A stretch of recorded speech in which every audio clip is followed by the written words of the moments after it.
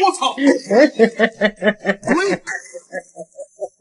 观众朋友们，我保证你绝对想象不到，让一个85岁老大爷打一个20岁的年轻人，后果有多严重。我们注意看，这个满头白发的老头就是金猜大爷。我们金大爷昨天刚刚过完自己85岁的生日，但是没有想到，刚过完生日，今天就被他的老伴偷偷报了名，参加了这一次的拳击比赛。而且他的对手还是一个25岁的年轻人，但说是老伴有点不太准确，因为他的老伴才40多岁。看来我们金大爷虽然说85岁了，但依旧是宝刀未老。但具体说是什么原因、什么想法让大爷参加这一次的比赛，那就不得而知了。恐怕是想讓我們金大爺連續過2個節日昨天過生日，今天過忌。反正我們大爺是非常寵愛他的愛妻，和我們的著名導演季中導演有着異曲同工之妙。因此上刀山下火海，我們知道是火海，那也跳。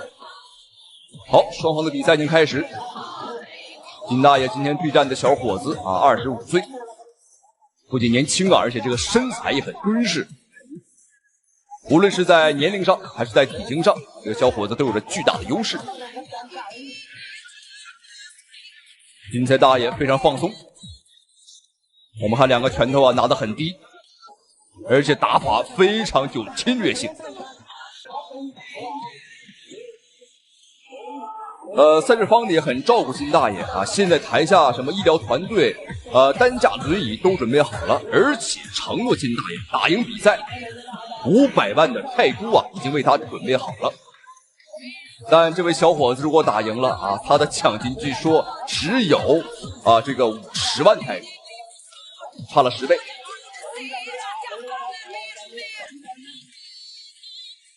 很難想象，這是一個85歲的老頭，哇，渾身的肌肉塊，我覺得比現在90%以上的年輕人還要好，而且體脂率很低都是肌肉，好漂亮，連續的後手大力擺拳。有打中。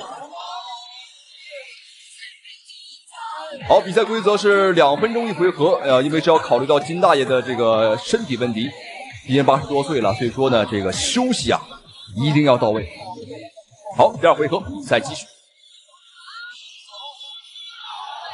小伙子不講武德。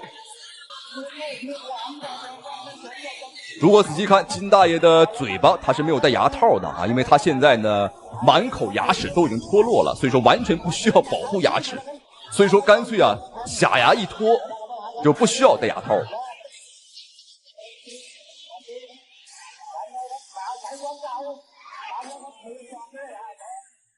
我們看這個胖小伙下手也很兇殘，他甚至不用拳，專門用肘砸金大爺的腦殼。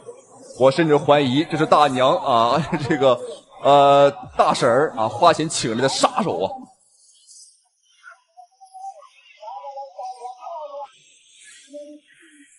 漂亮，連續的後手大力擺拳。什麼情況？觀眾朋友們，85歲，現場觀眾都不可思議，都沸騰了。這到底是大爺太強，還是這位小伙太弱呢？但據我觀察，的確是這位大爺太強了。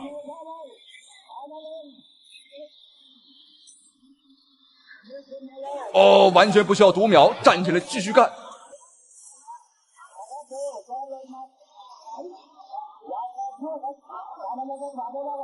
這個比賽也就是泰國敢舉辦80多歲。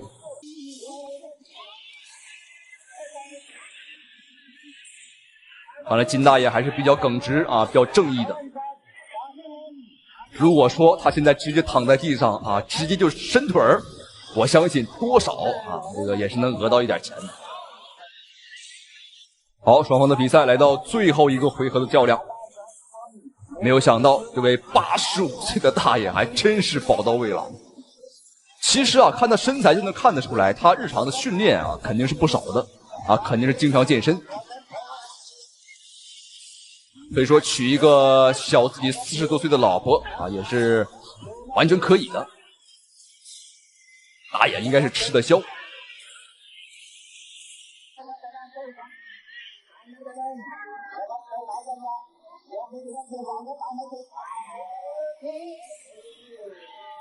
哦，接腿串摔。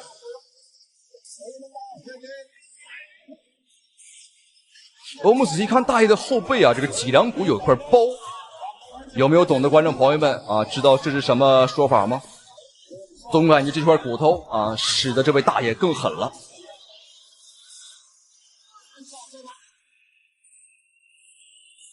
啊，有點晃，哇，這下徹底是暈了。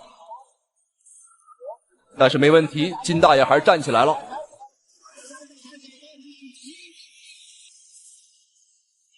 歲月不饒人啊，畢竟是80多歲了，所以說體能上也是很大的一個問題。這邊裁判應該是臨時終止了比賽，要檢查一下大爺的傷口。好，沒問題，比賽繼續。這位金大爺啊，的確是非常值得我們尊敬。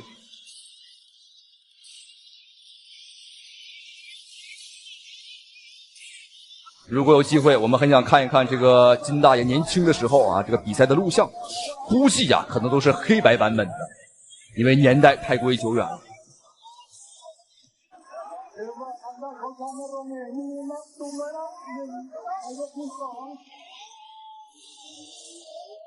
好，現在雙方第3個回合比賽結束，目前來看仍然是沒有分出勝負啊，應該是還要繼續打。現在是雙方的第4個回合。其實按照這麼打下去的話，我覺得金大爺的技術啊沒什麼問題，就是體能上，哦呦，這成為我們金大爺今天啊最大的一個難點了。哎，我們注意看，現在台下有一個女的一直在指揮啊，不知道她是不是這個大爺的老伴兒啊？她一直提示這個小胖子用肘擊，這個女子是不是呢？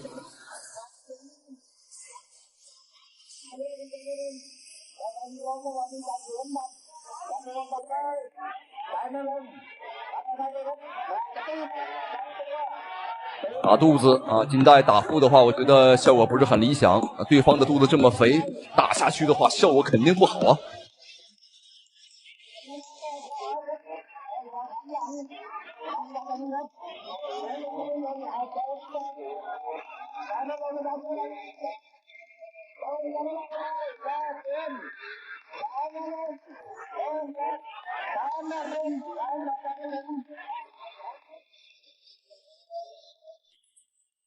好，連續的擊腹，哎，好像有效果了。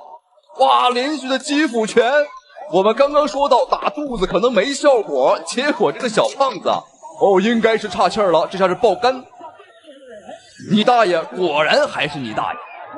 看來這位大嬸兒啊，給大爺報名果然是沒問題啊。打輸了有遺產啊，打贏了呢，這個有獎金，這簡直是兩全其美。好，恭喜這位80歲的大爺啊，獲得本場比賽的勝利。那比賽到此結束了。那如果是你敢上台參加這場比賽嗎？敢和大爺比劃比劃打一場嗎？歡迎在評論區留言討論。咱們下期視頻再見。特別是在美國這個地方，是吧？非常過癮。我聽到這尖叫聲，我非常興奮。本來手傷了，管不了那麼多了，揍他！中國小伙林瘋狂征服美國拉斯維加斯，客場作戰3拳2腿打廢 WBC 美國洲際拳王，讓老外徹底傻眼。觀眾朋友們，大家好，歡迎收看本場比賽。這一場中國小伙林瘋狂殺入到美國拉斯維加斯，對戰美國 WBC 66戰全勝的拳王阿傑福西卡的精彩對局。沒錯，他是美國 WBC 的洲際拳王啊，實力非常強勁，66戰不敗。當然，他66戰當中啊，有業餘比賽和職業拳擊比賽啊，並不是都是職業的。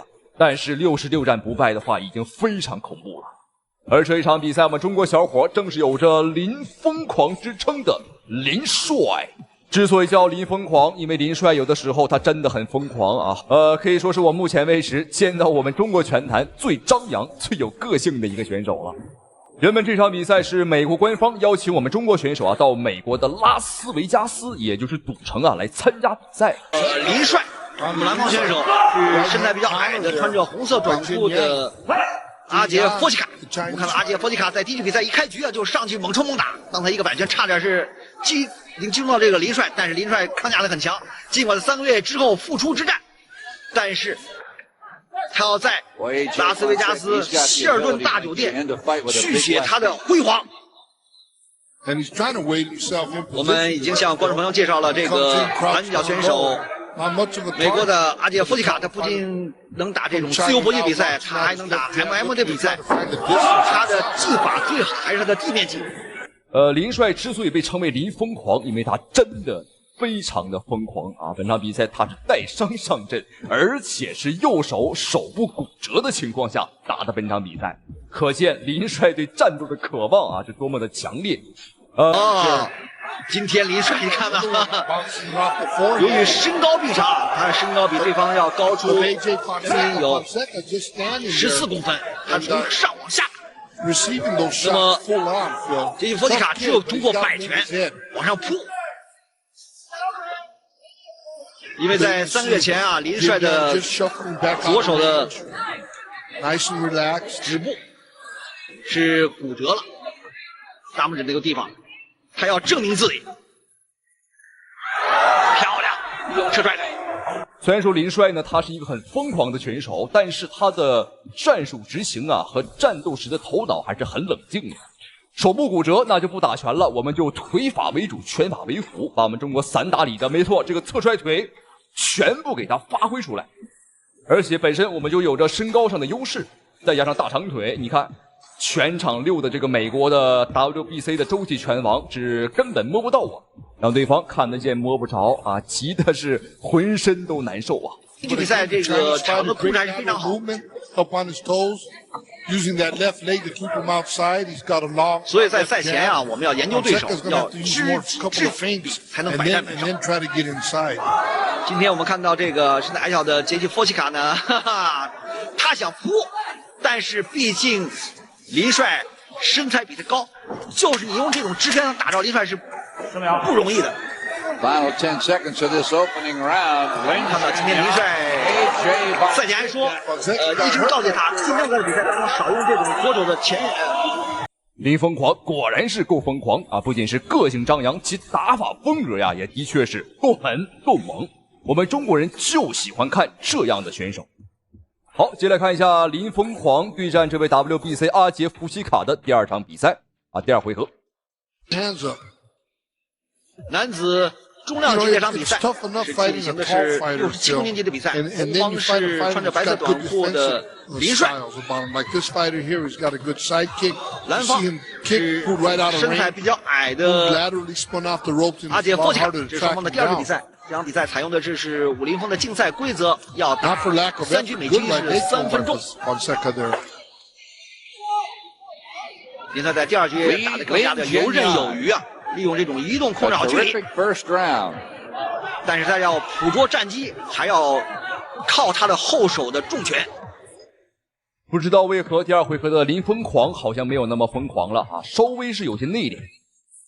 滿場他是採取了游走戰術啊，來不斷的拉扯這位 WBC 的世界拳王，而對方越是着急，他的漏洞啊就越多。哦，沒錯，高賓腿，哇，僅僅是擦了個邊兒，擦着頭皮，貼着頭皮而過。我們再看一遍精彩回放，哇，這一下就是擦過去，光是擦過去這一腳就讓對方呢瞬間趴地不起。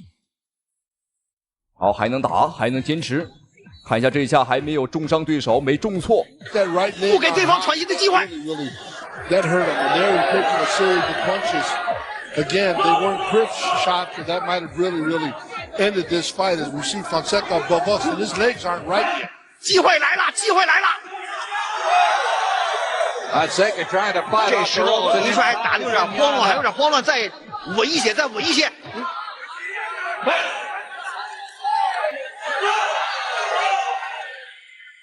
Fonseca here with a punch, but the referee's going to count. 看到這個獎為第2次給這個阿杰佛西卡讀秒。如果在1局比賽當中3次強讀的話，那麼這場比賽就要結束。Fonseca says yes. 林帥要在美國拉斯維加斯要改寫歷史嗎？他要 TKO 對手嗎？ But he's really taking a lot of punishment this round. 比賽結束了，比賽結束了。我們看到場裁判蔣威為了保護這個阿杰佛西卡，林瘋狂，觀眾朋友們果然是名不虛傳。在籃球界有個林瘋狂叫林書豪，在我們中國拳壇又有一位這個林瘋狂。要知道本场比赛可是在美国的拉斯维加斯，我们客场作战，太精彩了，主要是打的也是非常解气。好，再次恭喜这位林疯狂，也希望他能够一直在拳击擂台上疯狂下去啊！再次恭喜，帅赢得这场比赛的胜利。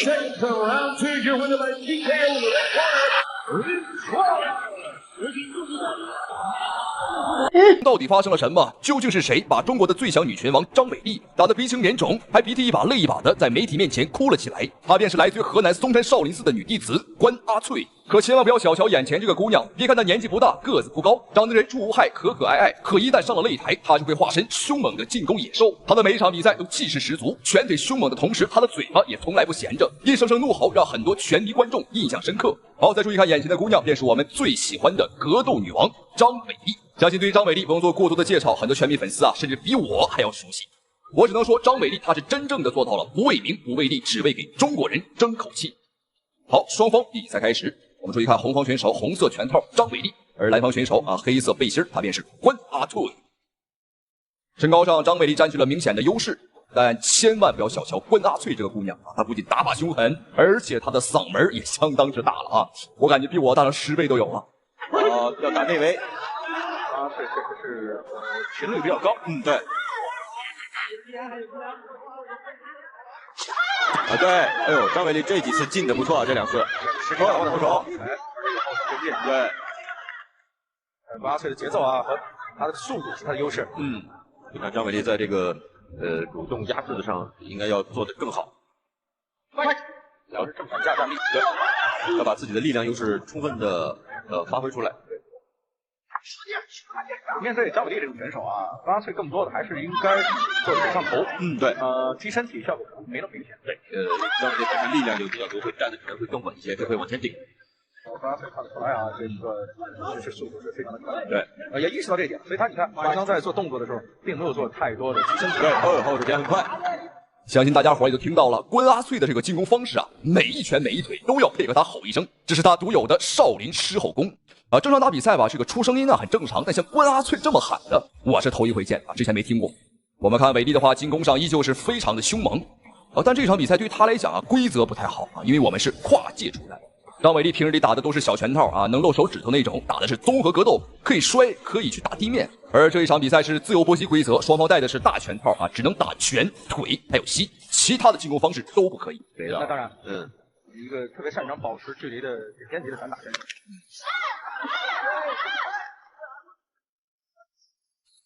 關阿翠這個三塊腿啊，速度是有，對，也有，殺傷力稍顯不夠。對。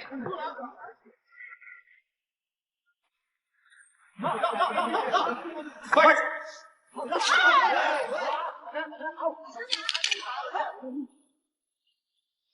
看他這個直線呢，又確實，哎，頂膝，哎呦，頂膝剛有一定效果啊，這個東西，後手接了一個頂膝，有。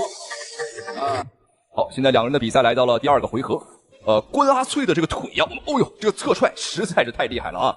我不知道觀眾朋友們對李小龍熟不熟悉？那這個腿法的側踹方式和發力方式，你看和李小龍簡直是如出一轍。好漂亮，張偉麗打上去，但阿翠這個姑娘很穩，抗擊打能力也很強，因此有很多人管關阿翠並不叫少林女弟子啊，管她叫女版李小龍。而且李小龍在打架的時候啊，他也非常喜歡吼叫啊，喜歡把這個氣勢喊出來。關阿翠這個腿啊，現在沒有那麼敢輕易起了，對，還是要大大方方的起腿。哦，小心啊，高掃腿。對，要把這些腿起得更麻煩一些，不要變啊，輕輕的起腿啊，對張偉麗很難有這種遏制效果。對，哎，張偉麗衝的又猛，對，啊，張偉麗的鼻子是有點流血，希望不要影響呼吸啊。對，哎，後手拳，後手直接進去了，啊，漂亮一個摔法。兩人今天都很辛苦啊，因為是打3場。對，後手拳，哎呦，這關阿翠危險啊，這個後手直接被迎擊了。現在這個角度看得很明顯，張偉麗的臉，整張臉已經是腫起來了。賽前的話，張偉麗啊，她是臨時接的這場比賽，而且張偉麗當天的狀態也不是特別好啊，包括這一場比賽還是跨界比賽，規則她真的不擅長。旋風踢，你看關阿翠就非常的放鬆了。關阿翠呢，她這個很聰明，她知道拼拳拼不過，她就利用自己靈活的優勢啊，利用腿法控制距離，從來不和張偉麗拼。而現在偉麗有些着急了，她只想呢拼一拼。現在鼻血也被打出來了。不可以去防对方的这种顶膝当然有合適的技術啊，對，很多技術也必須要挑選合適的技術。對。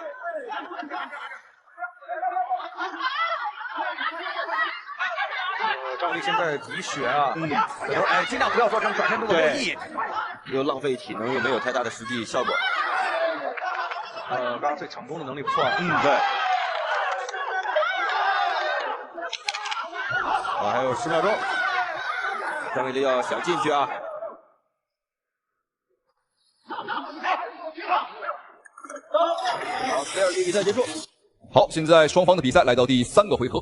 剛剛在前2個回合，我們偉麗啊打得非常的艱難，渾身有蠻勁兒啊，現在就像是野牛追兔子啊，渾身的蠻勁兒使不出來呀。好，張偉麗窮追猛打，還是要壓縮對方的移動空間，最好是把關阿翠啊逼到角落，然後打，不要讓他每次啊都能夠逃出來。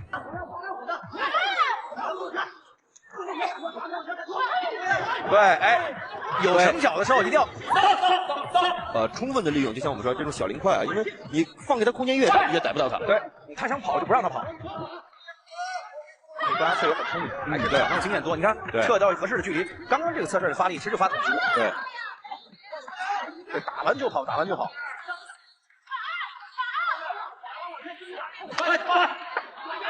張偉麗這個鼻血啊，有一定的影響啊。對，對呼吸會有影響，因為嘴裡還有不齒。是。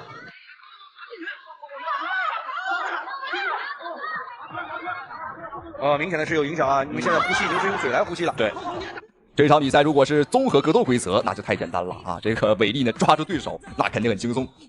但是很無奈啊，這是自由搏擊規則，你沒有辦法抓住這個很靈巧的小姑娘，她太靈活了。而且關阿翠呢，你看海盜式的打法啊，打完就跑，她不會給你太多反應的機會和反擊的機會。今天這個整個的3場比賽下來呢，對張偉麗來說應該是先不管結果如何，觸動應該會是非常大。對，而且在這時候的體能也出了一定的問題啊。對，兩人體能都軟。對，兩個人都是之前全部都是打滿了。對。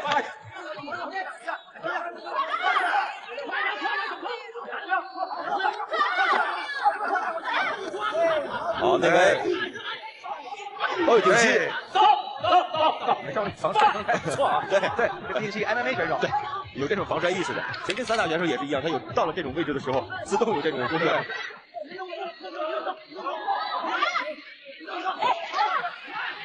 好，要注意啊！比賽結束。好，比賽結束，這場對局張偉麗打得非常的艱難。從身上就能看得出來啊，關阿翠她幾乎是沒受傷，而偉麗這邊已經是鼻青臉腫了。沒辦法，因為規則不太了解，而且狀態也不是很好，沒有產生 KO，就要看一下最終的打分情況。比賽結果，藍方勝。因為我對我的戰力、我的拳非常有自信，淋漓盡致。至於為什麼，讓我們來看一下接下來這段採訪。泰森報到綜合格鬥，你算不算厲害？不算厲害，只能算一個小菜鳥。在綜合格鬥規則下，在他那個級別，只能算是小菜鳥。那你能打得過泰森嗎？我覺得 MMA 規則應該沒啥大問題。而這場比賽，唐凱要面臨的對手也是來者不善，他是一個來自於伊朗的。這場比賽，戴瑞士可以說是拖家帶口，把自己的老婆、孩子、自己的團隊教練都帶到了中國來參加比賽啊，更是大言不惭的表示慶功宴已經準備好，香檳、烤乳豬啊都準備好了。哎，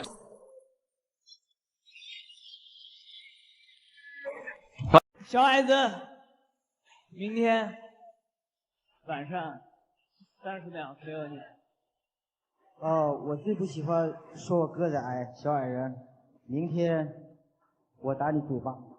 小伙子，别嚣张，别看我个子小，我这么大了，明天晚上照樣 KO 你。他是小小身體爆發出大大能量的河喜格圖，別看身材不高大，但是在擂台上的光輝無法抵擋。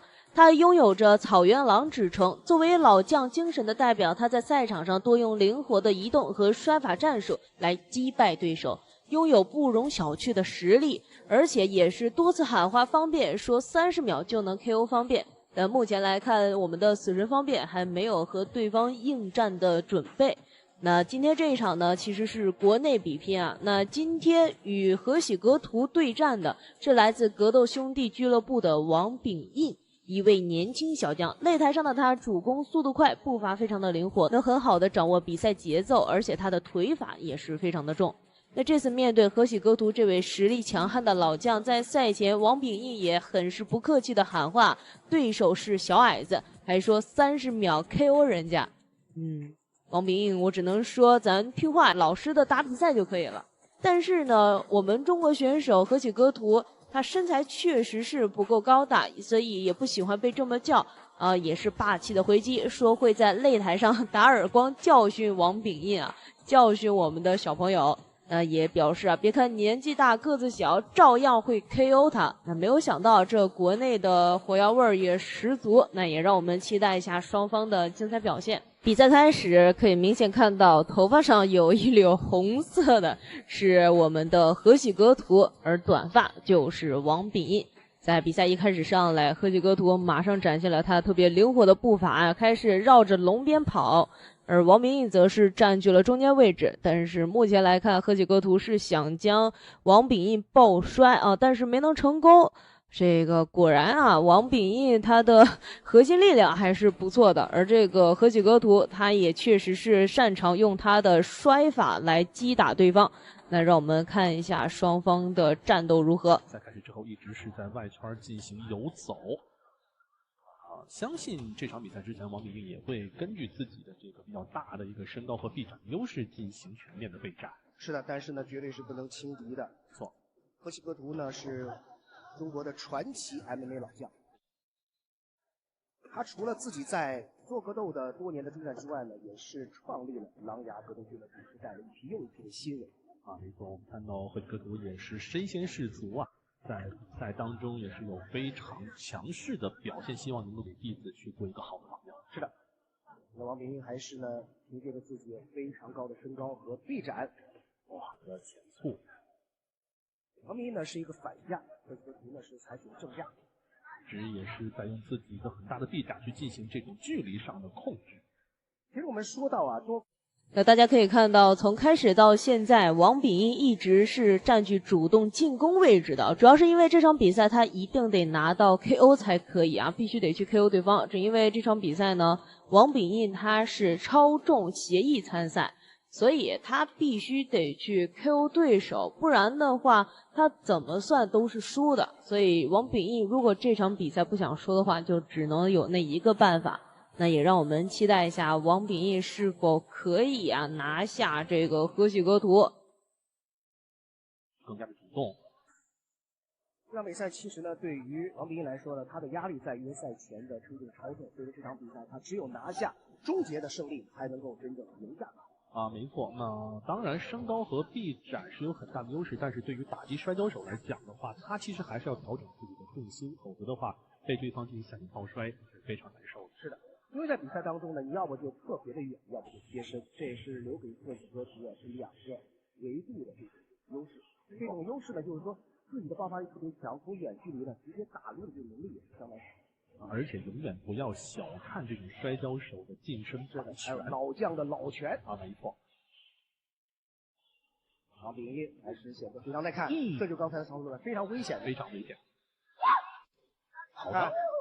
如果說是真正讓河喜歌图是摸清了拳路的話呢，王秉義要非常小心。王秉義依舊在主動進攻河喜歌圖，而河喜歌圖現在是被王秉義一點一點的給逼退到了龍邊。兩個人剛剛的一個對攻拳打起來非常激烈，兩個人現在可以說是完全誰也不讓着誰。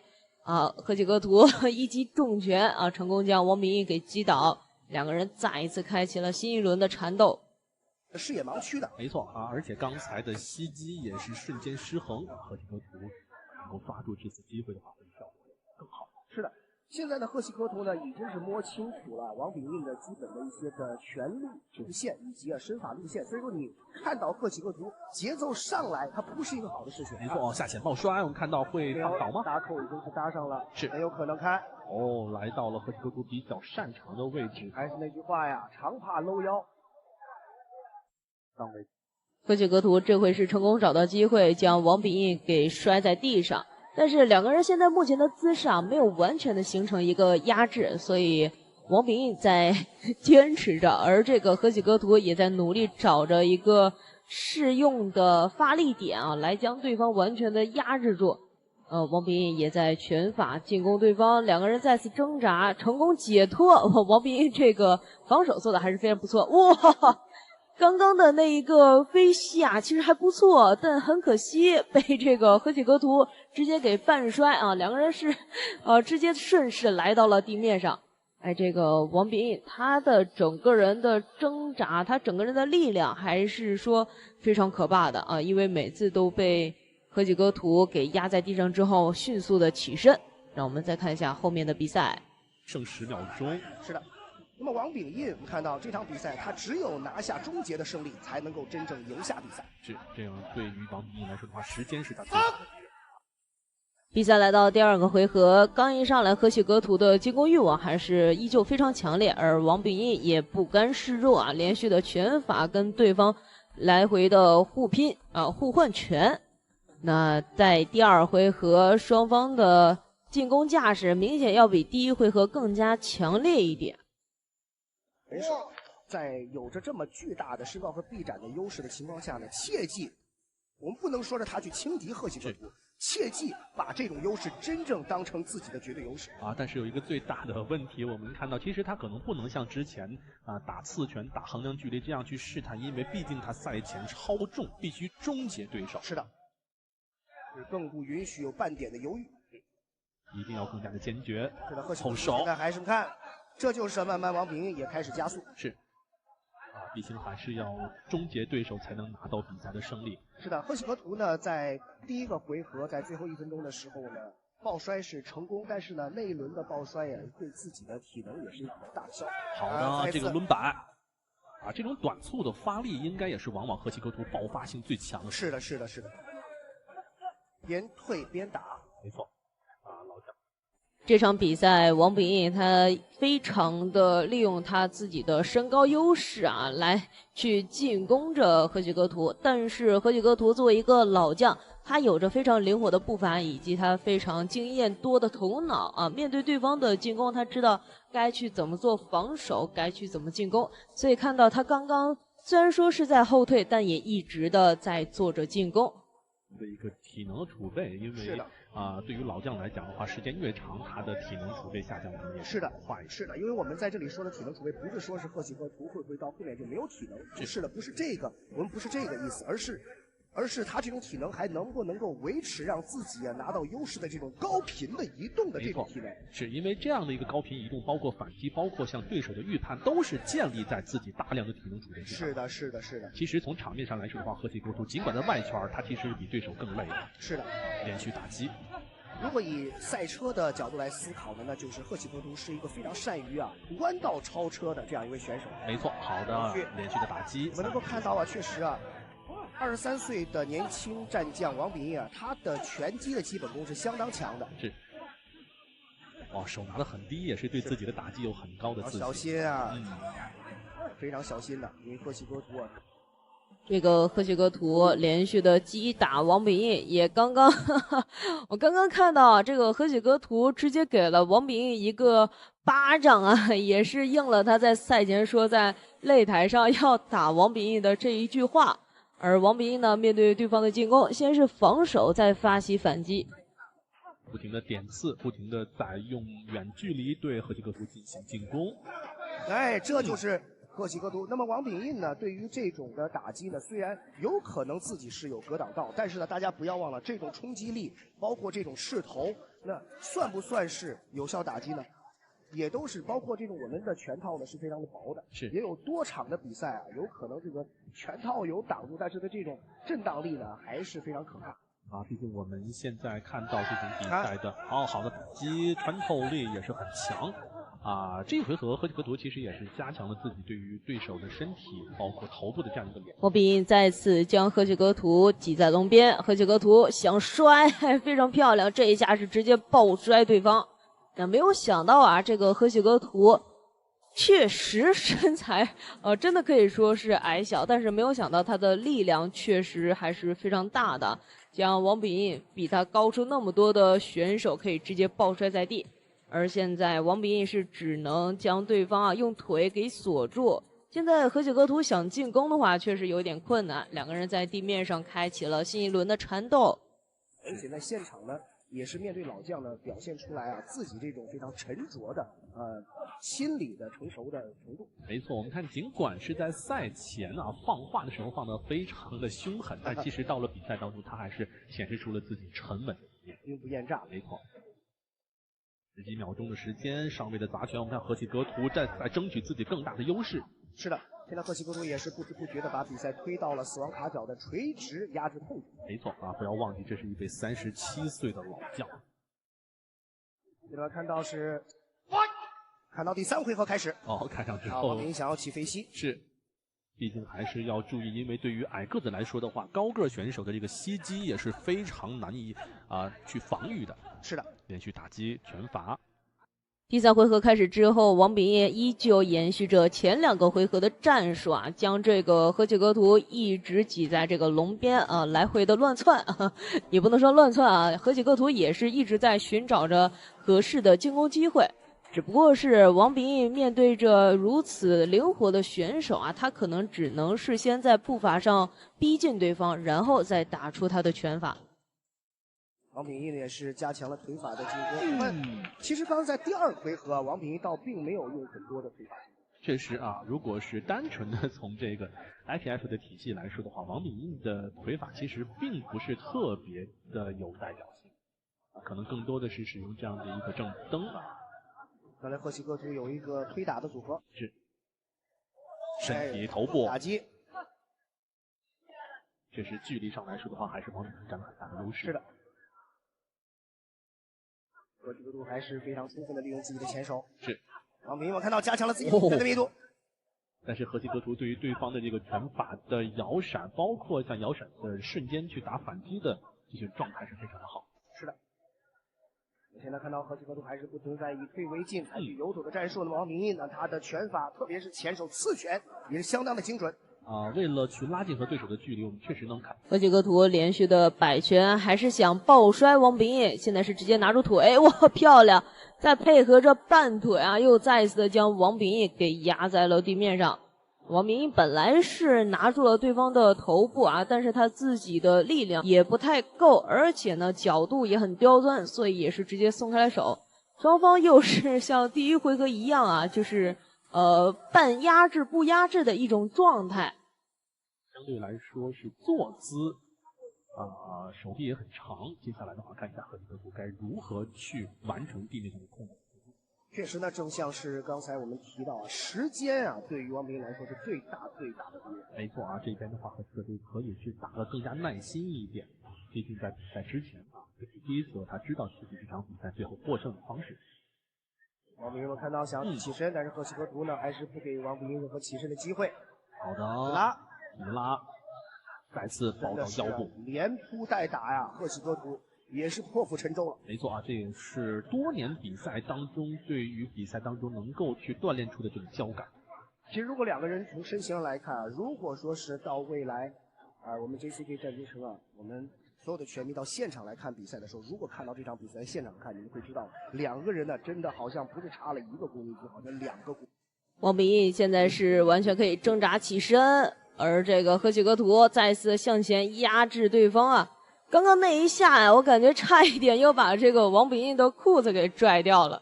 而王秉義面對對方啊這個特別粘人的摔法，也表示很無奈，所以也一直的在用拳來進攻對方的頭部，想以此來打開對方的壓制啊。河崎格图發揮好，好的，這是成功的執行了壓平的壓制戰術，再一次的又雙手撐地做了起來。由於第3回合來說的話，雙方身上都出了大量的汗，比較濕滑，所以我們看到其實河崎格圖想要完全控制王秉義也不是那麼適的剛才有幾次是從這個對方的身體當中滑出來。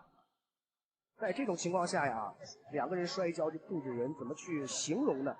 就好比是在一個泥濘的池塘當中去捉一條大魚。沒錯啊，還是這種大泥鰍。1分鐘的時間。我看到河崎格圖現在還是緊貼對手、擠壓對手的一個移動的空間，不給對手任何的這種輸出的距離。是的，王秉義現在確實楊紅剛剛在場外喊沒有時間了，是確實，時間現在是王秉義最大的敵人。那麼河崎格圖呢也是深知這一點，這是因為畢竟他在比賽當中佔據了巨大的體型優勢。是的，老將的這種堅韌不拔的。河喜格图不愧是最爱用摔法战術的一位選手啊！這一次呢還是想摔，但是被王秉義直接給抵擋住了啊！現在是王秉義成功的將對方給反壓在下面啊！這也是這場比賽當中王秉義可以說是第一次啊，完全的將河喜格圖給壓在下面進攻，但是他也沒有找到一些特別好的進攻角度啊，只能是用腿法來進攻對方。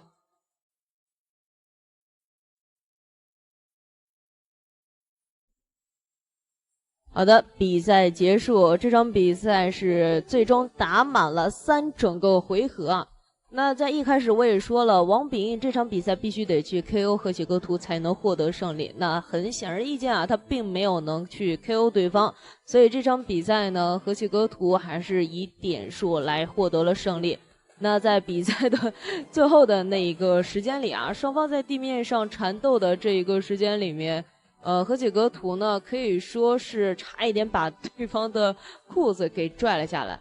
那從最開始2個人的戰術呢，河喜格圖就一直採取了一個消耗戰術吧，可以這麼說啊，一直的在繞着龍邊跑來去消耗王秉義的體力。而王秉義呢，他其實也是占據中間的位置，在步伐上逼近对方，只不過他的每次拳法以及他的地面上沒有對方可能更加有利一點，所以這場比賽他也沒有能去 KO 掉對方。好的，那是我們國人之間的對戰啊，所以這場比賽呢，也是恭喜我們的河喜格图一位老將獲得了最終的勝利。那本期視頻就先看到這裡，感謝大家的觀看，我們下期不見不散。